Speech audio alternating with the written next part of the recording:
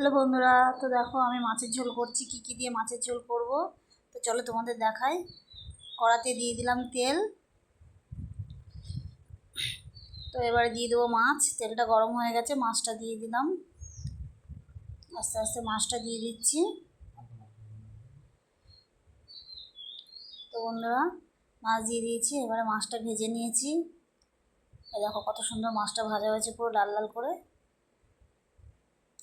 মাছটা ভাজা হয়ে গেলে পরে তুলে নেবো। মাছটা এই যে ভাজা হয়ে গেছে,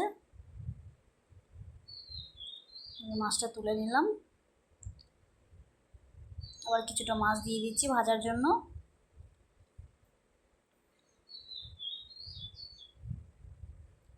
তো মাছ ভাজা হয়ে গেছে, তারপরে কড়াতে দিয়ে দিয়েছিলাম কাঁচকলা আর সজনে ডাঁটা। ওটা একটু হালকা ভেজে নেব। তো ভাজা হয়ে গেছে হালকা, এবার তুলে নিচ্ছি সজনে ডাঁটা আর কাঁচকলা। তো হালকা ভাজা হয়ে যাওয়া তুলে নিলাম। তুলে নেওয়ার পরে এবার দিয়ে দেবো কড়াতে পেঁপে আর আলু। এটা একটু হালকা ভেজে নেব, যেহেতু সবজি একটু ভেজে রান্না করলে তার টেস্টটাই অন্যরকম হয়। তো ভেজে নিচ্ছি সবজিটা একটু। দিয়ে দিলাম একটু নুন। তো হালকা ভাজা হয়ে গেছে, এখন নামিয়ে নিচ্ছি। আস্তে আস্তে নামিয়ে নিচ্ছি সবজিটা। তো দিয়ে দিলাম কড়াতে আবার তেল। এবার দিয়ে দেবো ফোড়নে। কী দেবো চলো দেখো। দিয়ে দিলাম জিরে, আর দিয়ে দিলাম তেজপাতা, শুকনো লঙ্কা। তো ওটা ফোড়নটা হয়ে গেছে, এবার সবজিগুলো এক এক করে ঢেলে দেবো।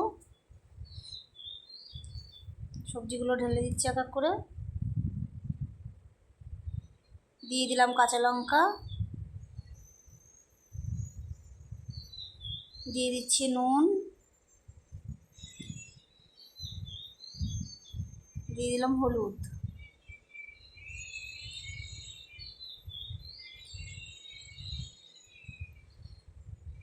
তো সব কিছু দেওয়া হয়ে গেছে, দিয়ে একটু নাড়িয়ে চাড়িয়ে তারপরে জল দিয়ে দেবো। তো বন্ধুরা, কড়াইটা একটু ছোটো তো তাই একটু অসুবিধা হচ্ছে। তো দিয়ে দিয়েছি। তারপরে এবার দিয়ে দিলাম মাছটা দিয়ে দিয়েছি।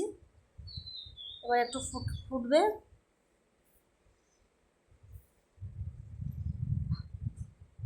তো মাছটা সুন্দর করে দিয়ে দিয়েছি। এবারে দিয়ে দিলাম ধনেপাতা, দিয়ে দিলাম, ছড়িয়ে দিলাম উপর দিয়ে। এবার আর একটু হয়ে গেলে পরে তারপরে